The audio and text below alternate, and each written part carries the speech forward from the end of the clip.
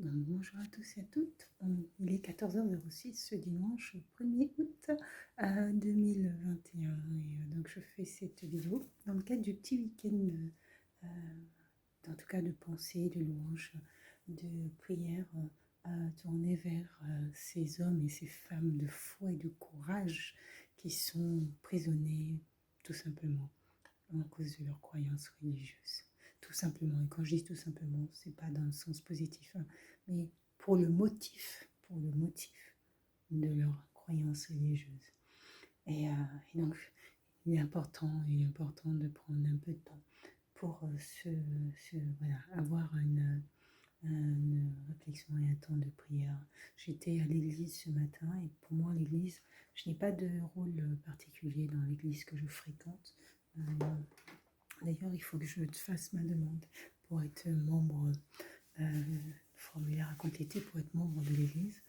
Donc, ce matin, j'étais à l'église et à la fin du culte, je discutais avec une sœur de l'église et je me suis rendu compte qu'on a un vocabulaire qui est quand même assez particulier et on ne s'en aperçoit même pas qu'en fait, dans le vocabulaire qu'on utilise au quotidien, finalement, on banalise certains mots qui sont assez gravissimes, mais on les utilise dans nos quotidiens de manière totalement banalisée et sans arrière-pensée péjorative ou pernicieuse. Je vais vous proposer, avant de lancer le sujet que je vais aborder, je rentrerai dans les détails tout à l'heure, mais je vous propose d'écouter Hosanna de Jean-Jean. Jésus, nous t'élevons plus haut. Un instant, le temps de la publicité. Voilà, écoutez ça. C'est juste une merveille cette chanson.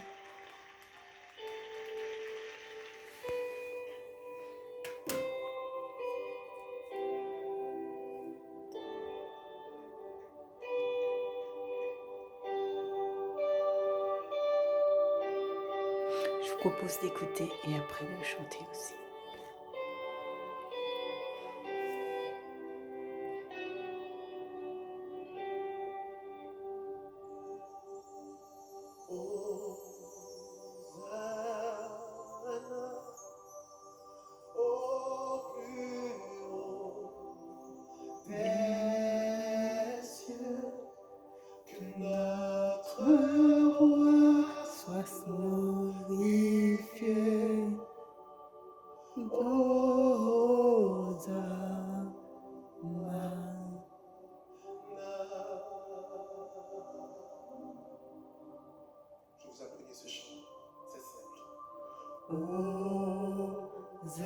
Hosanna, au plus haut des cieux, que notre roi soit glorifié. Hosanna.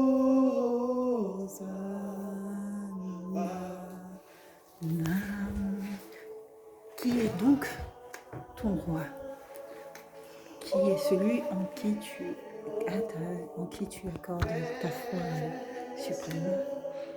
Et c'est à ça qu'il va falloir répondre, parce que si l'individu à qui tu as, l'être auquel tu accordes cette foi suprême, a un chemin, un trajet pour toi, et je ne suis pas convaincue que tu sois aujourd'hui sur le bon trajet. Donc, écoute cette chanson. Elle est juste magnifique, je trouve, et sa voix super. Sois glorifié.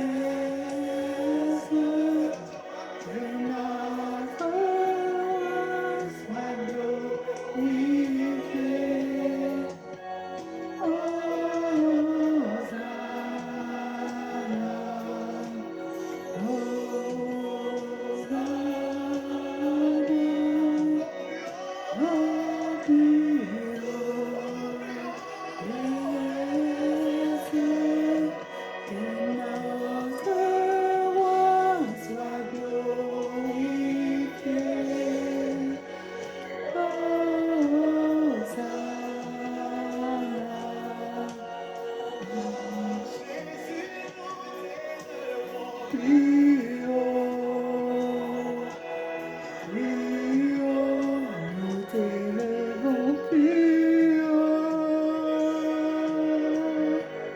Jésus, nous t'élevons plus haut, plus haut, nous t'élevons plus haut. Jésus, nous t'élevons plus haut, plus haut, nous t'élevons plus haut. Jésus, nous t'élevons plus haut, plus haut, nous t'élevons plus haut. Jésus, nous t'élevons plus haut, plus haut, plus haut. Jésus, nous t'élevons plus haut, plus haut, nous t'élevons plus haut.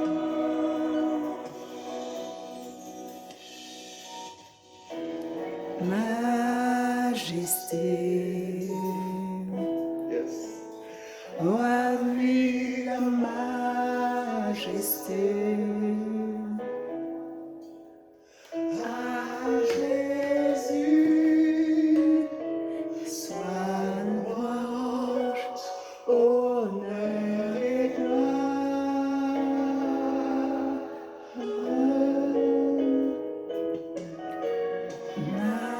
Majesté, suprême autorité,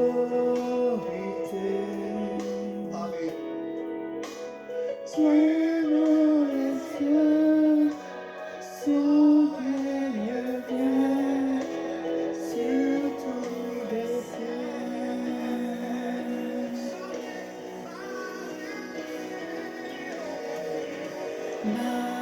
Majesté, roi et la majesté,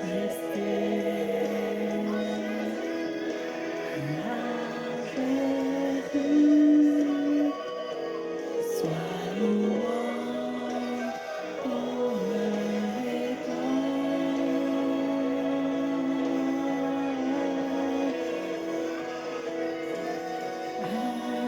majesté.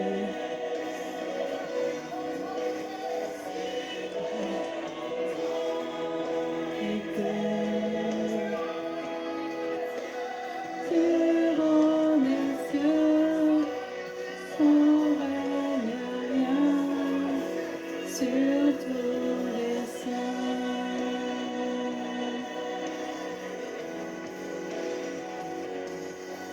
La terre est remplie de sa gloire.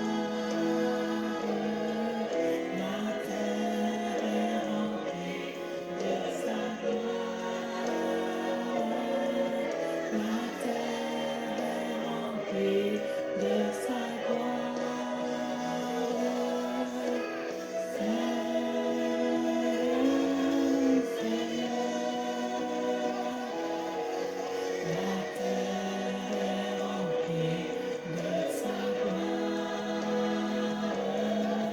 La terre est remplie de sa gloire. La terre est remplie de sa gloire.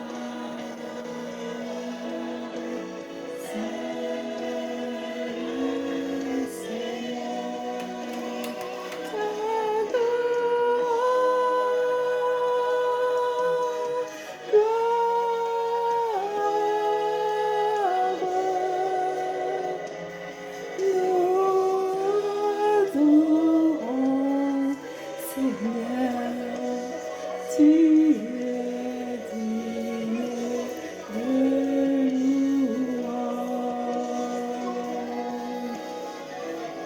Nous t'élevons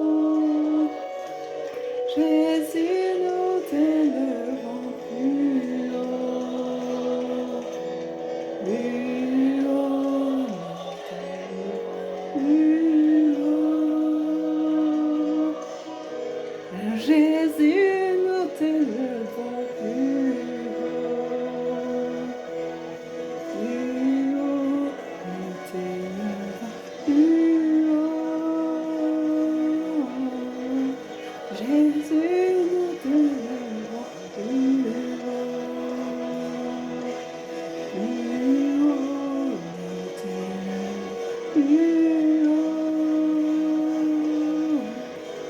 Jésus, nous t'élevons plus haut, plus haut, plus haut.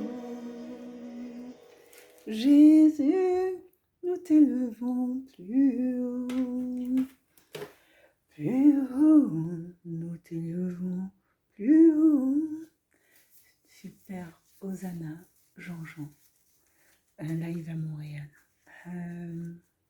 Donc l'objet en l'occurrence de ces vidéos sur ces deux shows, c'est justement d'apporter notre prière à des personnes qui sont confrontées à des situations de persécution, qu'on peut appeler des situations de persécution, parce que lorsque on est mis en prison sans aucun motif, simplement parce que on a un poste, je dirais, au sein de l'Église, que ce soit pasteur ou tout autre poste au sein d'une église ou qu'on affiche ouvertement sa religion, c'est de la persécution. Et la persécution peut prendre toutes différentes formes. Ça peut être des pressions mises soit par la personne concernée, soit aux membres de l'entourage et également, que ce soit l'épouse, l'époux, les enfants. C'est des méthodes qui peuvent être utilisées pour mettre pression sur l'individu parce que justement pour tenter de l'atteindre, c'est d'essayer d'atteindre plutôt les personnes qui sont aussi autour. Sinon c'est l'emprisonnement ou des situations d'enfermement non justifiées. Voilà. La persécution, ça peut être aussi tout simplement de mener des stratégies, je dirais, pour salir le nom ou l'identité ou l'image d'une personne et jeter ainsi le discrédit sur cette personne. Et c'est la question de la réputation aussi peut être utilisée pour amener ou salir un ou une individu dans sa respectabilité. Et tenez-vous, mais ce type de stratégie peut être utilisé également dans tous les environnements, justement pour pouvoir déstabiliser la personne, pour pouvoir l'isoler et pourquoi pas créer une forme de honte. Mais généralement, lorsque c'est pas fondé, ça ne crée pas du tout une honte. Mais par contre, le regard extérieur sera ainsi comment dire ça, à laver, mais pas véritablement. Il faut toujours conserver la parole de Dieu à côté de soi. Et de toute façon, cette parole te lavera de fait. Ça peut être aussi la persécution. La persécution, ça peut être aussi par des mensonges, par des manigances, voilà, par toutes les formes finalement qui tendent, dont l'objectif est de nuire à un ou plusieurs individus de quelque manière que ce soit. Et cette persécution peut être à l'extérieur à l'Église, mais elle peut être aussi à l'intérieur de l'Église. Et je pense que certains pasteurs qui ont été emprisonnés ne l'ont pas été simplement de fait d'individus qui étaient à l'extérieur de l'Église, mais aussi d'individus qui étaient à l'intérieur de l'Église, qui ont fait une forme de repérage pour pouvoir recueillir des informations qui vont servir après à nuire à ces hommes, à ces hommes ou femmes d'église. Voilà. Et ça, c'est aussi une réalité. L'église n'est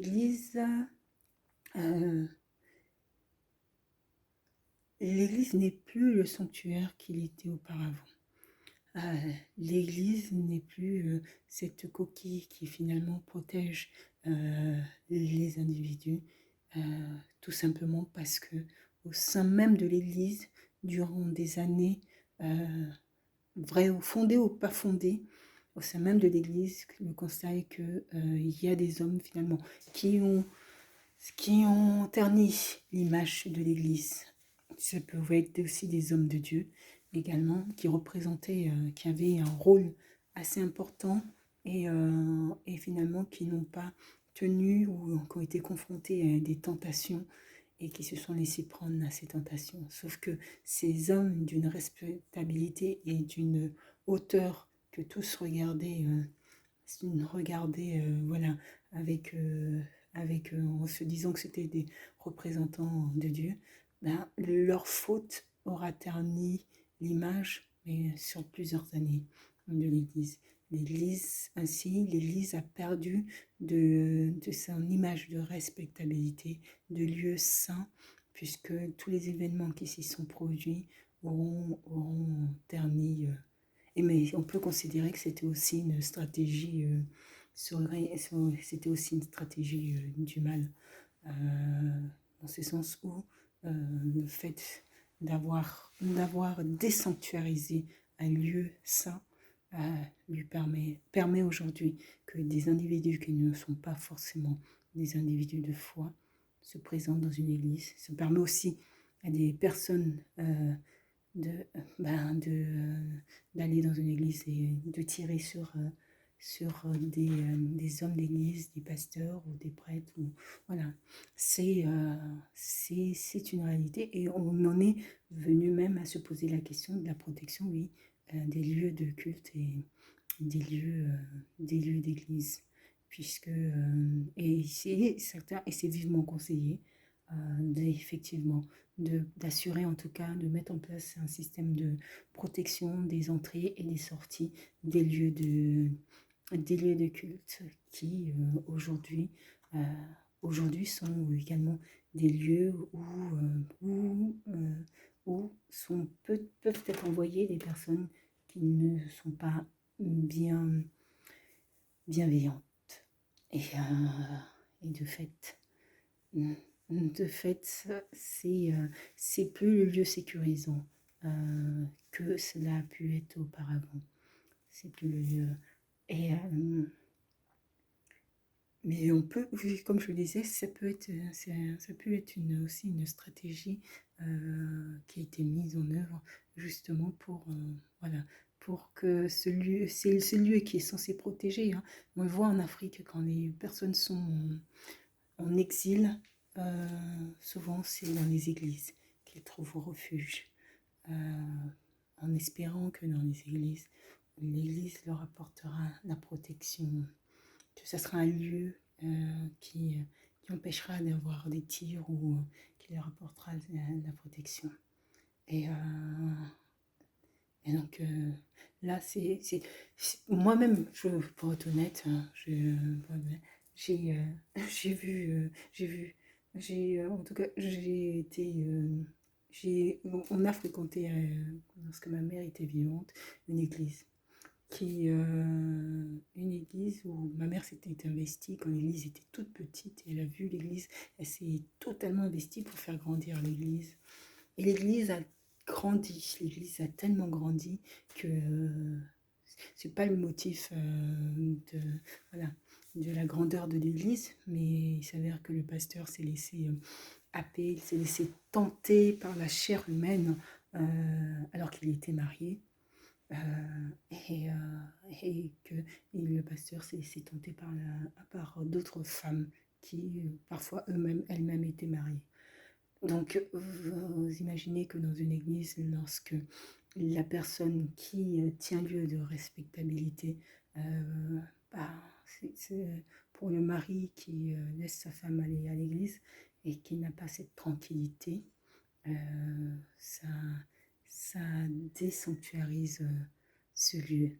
Ça peut être quelques événements isolés, mais les hommes d'église, les pasteurs, et ça peut être aussi du mensonge.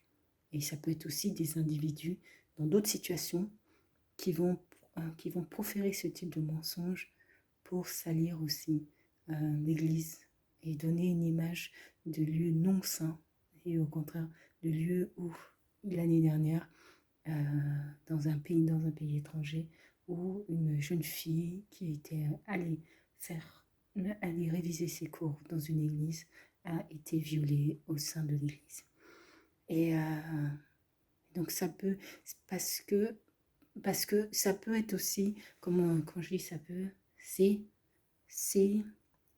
aussi une volonté, et ça peut être tout à fait des individus qui ne disent pas la vérité, mais qui ont simplement l'intention de ternir, comme je le disais au départ, ternir l'image de quelqu'un qui représente Dieu, qui est censé représenter Dieu sur terre. Euh, c'est une stratégie également pour qu'il puisse avoir une atteinte contre sa personne, donc contre l'Église, donc contre les pasteurs, les imams, les prêtres. Et c'est donc la réalité. Ce qui veut dire que on a d'un côté des hommes d'église ou des hommes ou femmes d'église qui sont confrontés à des persécutions, qui n'ont pas le droit à l'erreur. Quand on est un homme ou une femme d'église et qu'on a été positionné à un poste où tout le monde a le regard sur toi, tu n'as pas le droit à l'erreur. Et que, en l'occurrence, ils sont à la tête de personnes qui les suivent. Ces hommes et ces femmes d'église se doivent d'avoir une respectabilité irréprochable. Irréprochable. Et ça paraît d'être une évidence, vous savez, mais après, il y a plein de situations. Il y a plein de situations, je dirais, rien n'est simple. Et puis, le mal sait à quel moment il peut envoyer de redoutables, je dirais, comment, pas des proies, c'est pas des proies, mais c'est plutôt de redoutables, je dirais, tentations, de redoutables tentations qui fassent que un pasteur qui a toute la respectabilité, qui se retrouve du jour au lendemain, loin des principes et des valeurs qu'il a lui-même véhiculées pendant des années, parce qu'à ce moment-là, c'est un homme comme les autres, et que il y a des soucis, plein de soucis partout, dont aussi dans son foyer, et qui s'est laissé pris par la tentation. C'est ça, ça peut arriver. Mais, bon, je ne rentrerai pas dans plus de détails, mais entre le fait d'arriver une fois et le fait que ça se banalise finalement dans l'Église comme une culture, voilà, comme une culture, là, on est dans un tout autre, on est dans un tout autre domaine. Les pasteurs, vous n'avez pas, vous devez être irréprochable parce que vous avez été élevé finalement à un statut où les hommes, les individus ont le regard finalement sur vous. Hommes, femmes, ont le regard sur vous et dans ce cas-là, vous n'avez pas le droit. L'erreur d'un causera peut-être la vie d'un autre ou d'une autre. Cette erreur-là, je pense que à choisir, Dieu préfère. Même que c'est les foyers qui ne fonctionnent pas, ça peut arriver. Les mariages ratés, ça peut arriver aussi. Dans ce cas-là, comme dans toutes ces situations, c'est de mettre en prière. Mais lorsque ça ne va pas du tout, c'est aussi d'envisager aussi les séparations parce que les pasteurs sont aussi des hommes et des femmes comme les autres. Et ils sont en droit aussi de commettre aussi certaines erreurs et de reconstruire aussi, de reconstruire leur vie.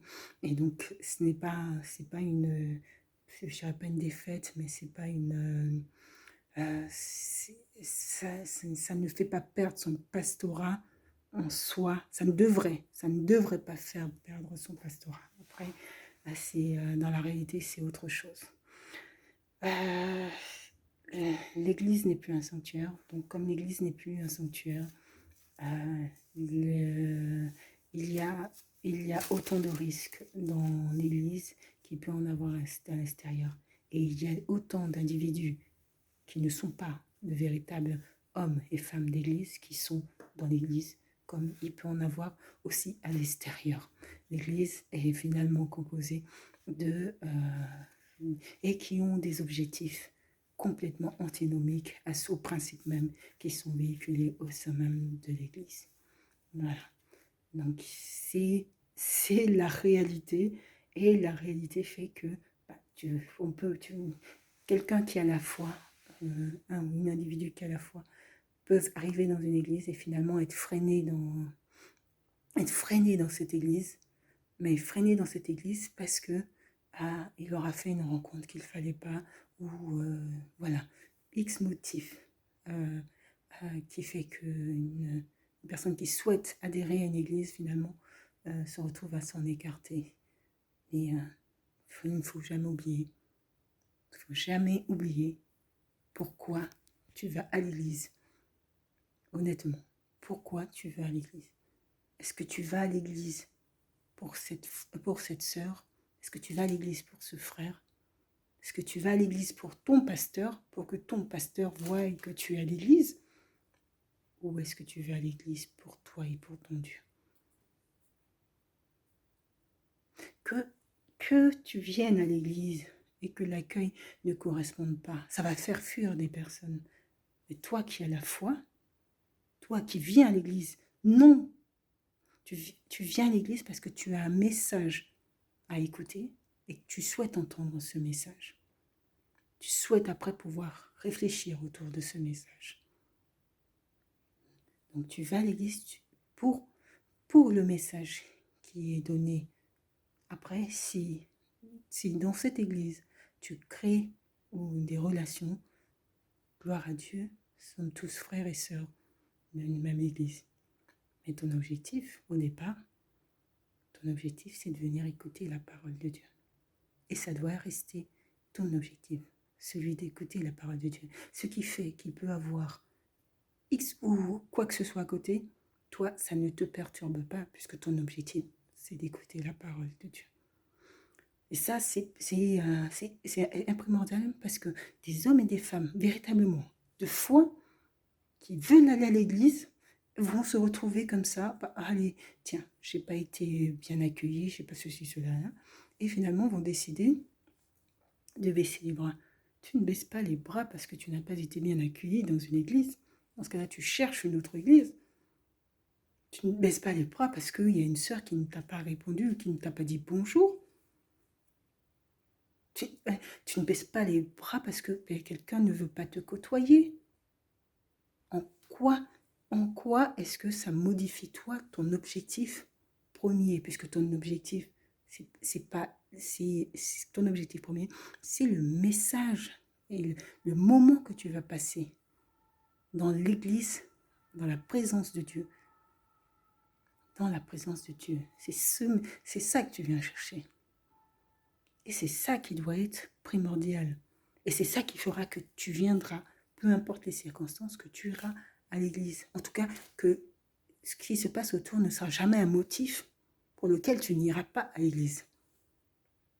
Et ça, c'est important, c'est vraiment de saisir quel est l'objectif et de ne jamais abandonner, parce que dans l'église, tu trouveras aussi des frères et des sœurs, des personnes qui, eux, sont comme toi, ont aussi la foi, et eux, et ils se battent aussi pour pouvoir garder cette foi, pour pouvoir propager la parole et pour pouvoir apporter le véritable message.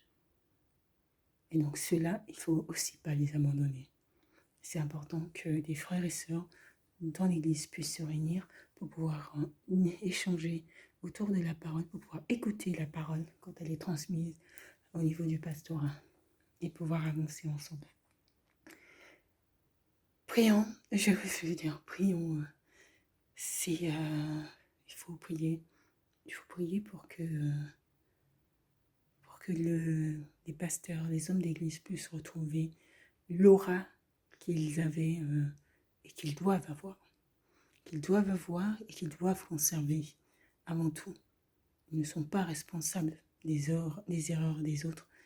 Les hommes, les femmes d'église sont aussi des êtres humains et des êtres humains qui peuvent aussi se tromper, qui peuvent faire des erreurs également, qui font du mieux qu'ils peuvent également, et donc à qui on ne peut pas faire porter toute la responsabilité de tout le mal qui a pu être fait par d'autres dans d'autres églises.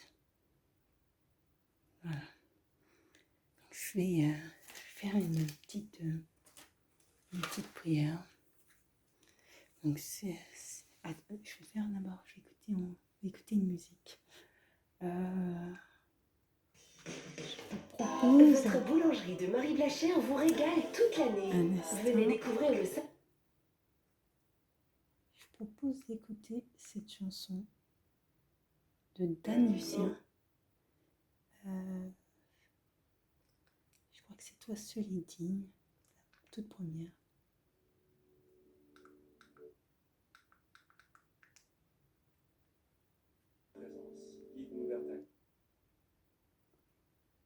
Alors, ils ont mis conduis-moi dans ta présence, Seigneur. Écoutez cette chanson de Dan Luten. Nous désirons une seule chose, être près de toi. Aujourd'hui, non, Père, je viens devant toi humblement. Mon cœur veut te louer. Père, je t'aime, car tu m'as racheté. Mon cœur veut t'adorer, Jésus. Oh Père, je viens devant toi humblement.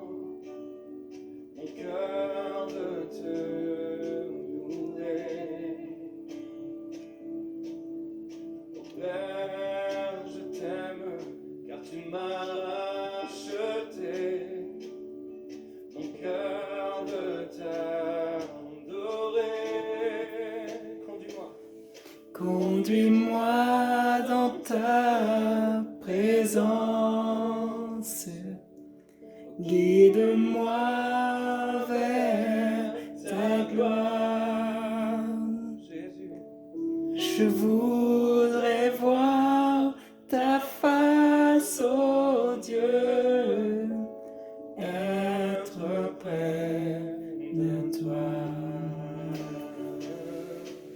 Oh, Père, je viens. Père, je viens devant toi humblement. Mon cœur veut te louer.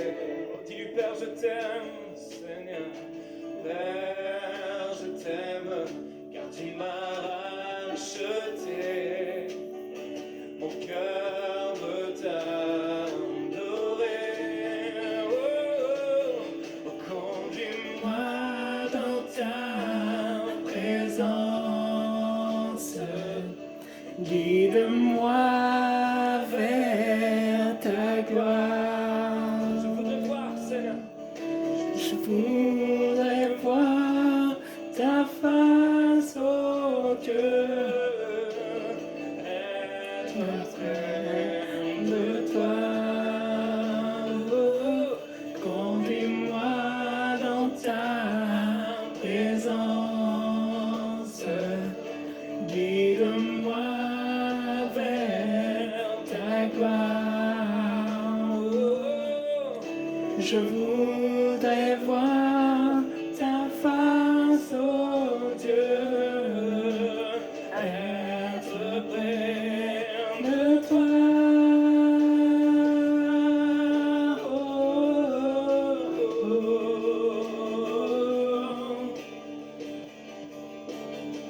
Être près de toi, Seigneur.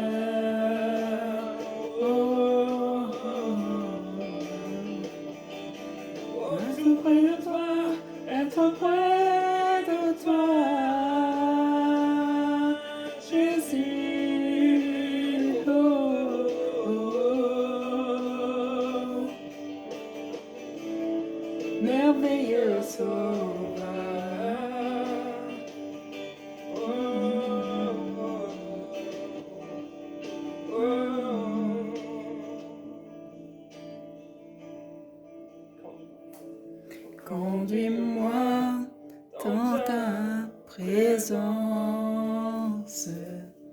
Guide-moi vers ta gloire. Je voudrais voir ta face, ô Dieu, être près de toi. Conduis-moi dans ta présence, guide-moi vers ta gloire. Je voudrais voir ta face, ô Dieu, être près de toi. Conduis-moi dans ta présence, guide-moi vers ta gloire. Je voudrais voir ta face, ô Dieu, être près de toi, Être près de toi. être près de toi, être près de toi. Oh,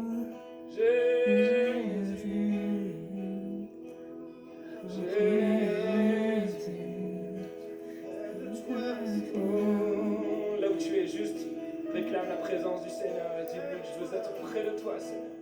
Près de toi, Jésus.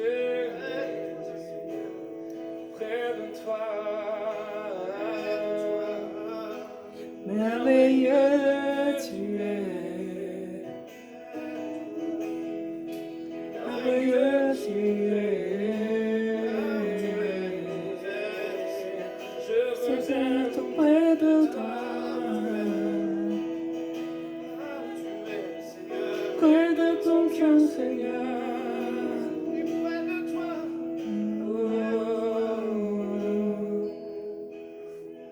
Oh, Jésus.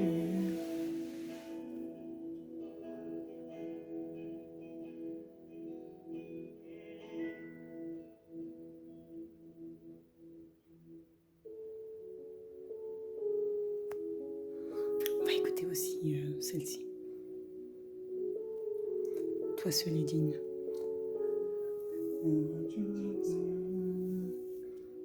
digne de recevoir la louange, digne de recevoir la gloire pour l'éternité. Non pas un homme, Seigneur, mais toi seul, Seigneur, est digne. Entends ce chant, Jésus.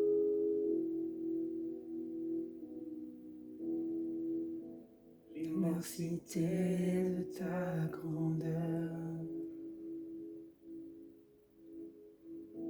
me montre que je ne suis rien. Mais quand tu façonnais la terre, j'étais déjà près de ton cœur. Tu m'aimais avant que je sois. Et pour moi tu as tout donné. Toi seul pouvais me libérer. C'est pourquoi je veux t'adorer. Toi seul est digne. Tu es digne, Seigneur, de recevoir louange et gloire pour l'éternité.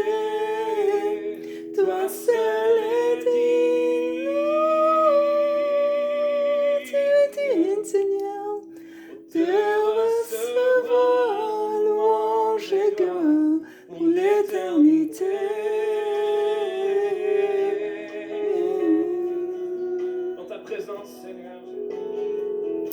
Dans ta présence, je me tiens. Car Tu as ce dont j'ai besoin. La joie, la vie, La joie, la vie et le bonheur sont dans tes parvis, mon sauveur. Toi seul est dit. Tu es digne, mon Dieu, de recevoir louange et gloire pour l'éternité. Toi seul est digne. Tu es digne de recevoir louange et gloire pour l'éternité. Toi seul est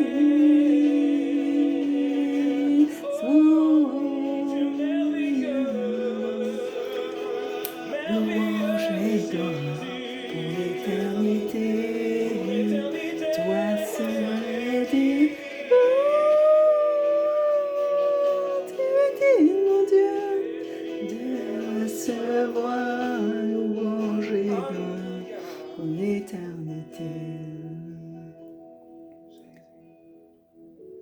Alléluia.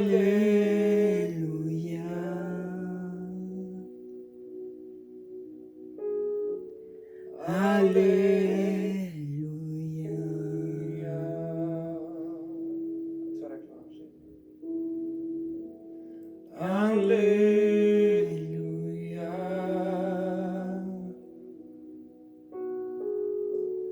Alléluia.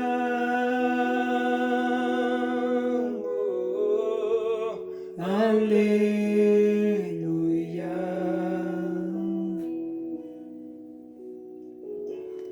Alléluia. Reçois la gloire, Seigneur. Alléluia.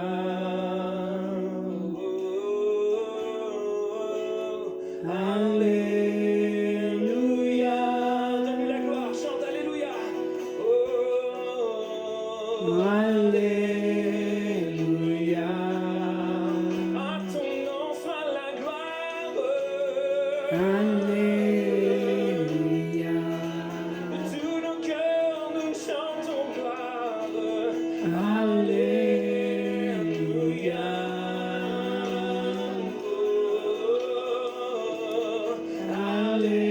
Alléluia. Toi seul Elle est dit,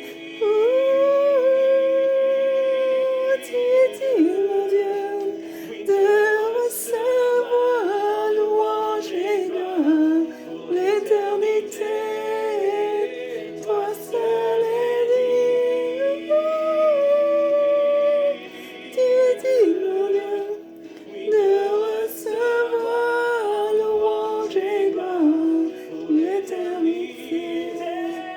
Toi seul est digne, Seigneur, de recevoir louange et gloire pour l'éternité.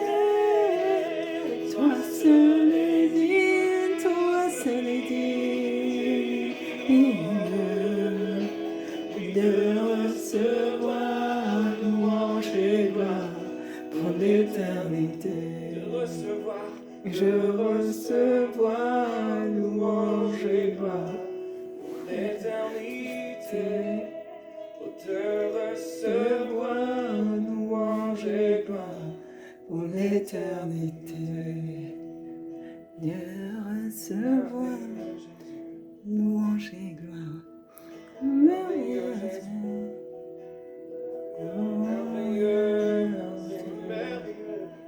reçois la gloire, dis gloire. Reçois la gloire, Jésus.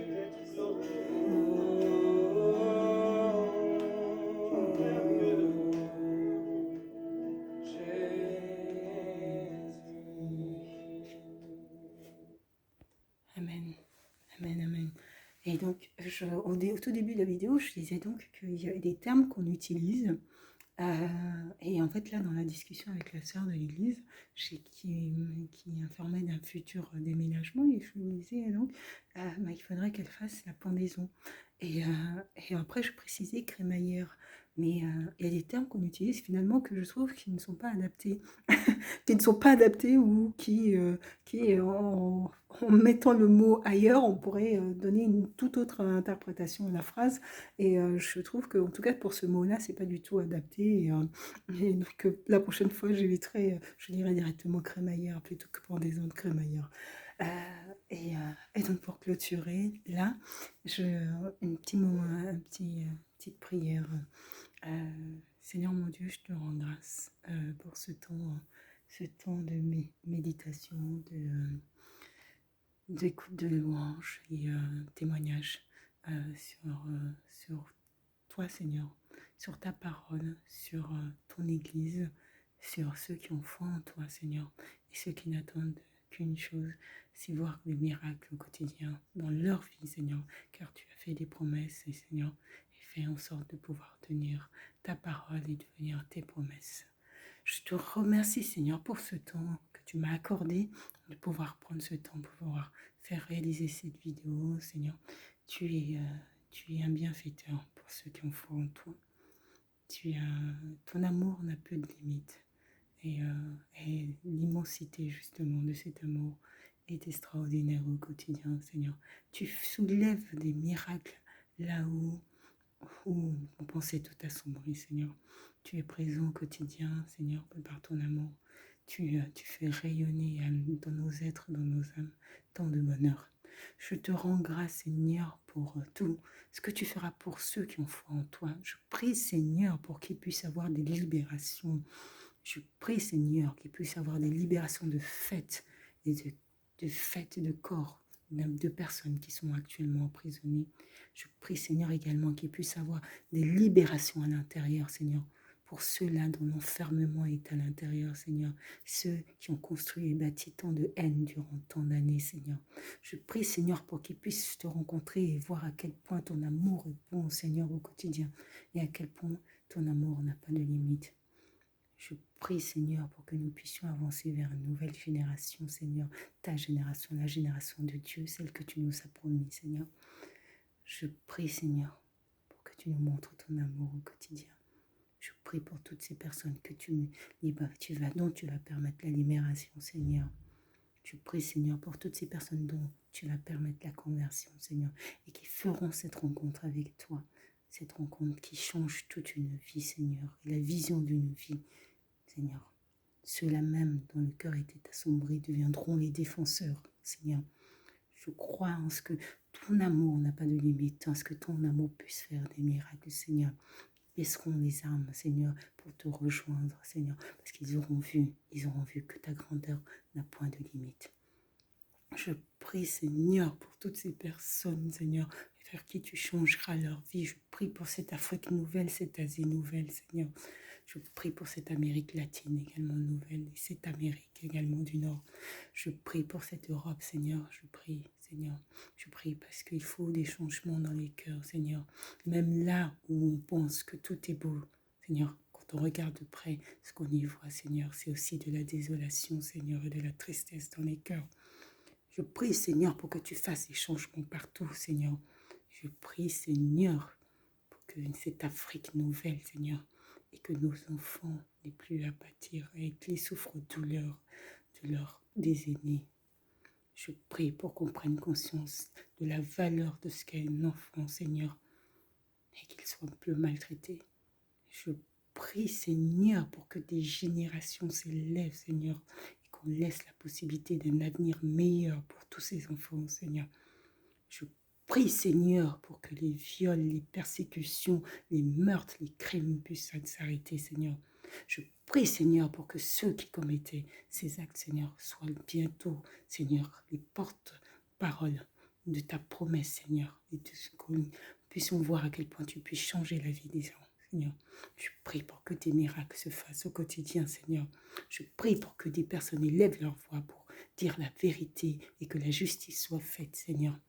Je prie, Seigneur, pour un monde nouveau. Amen.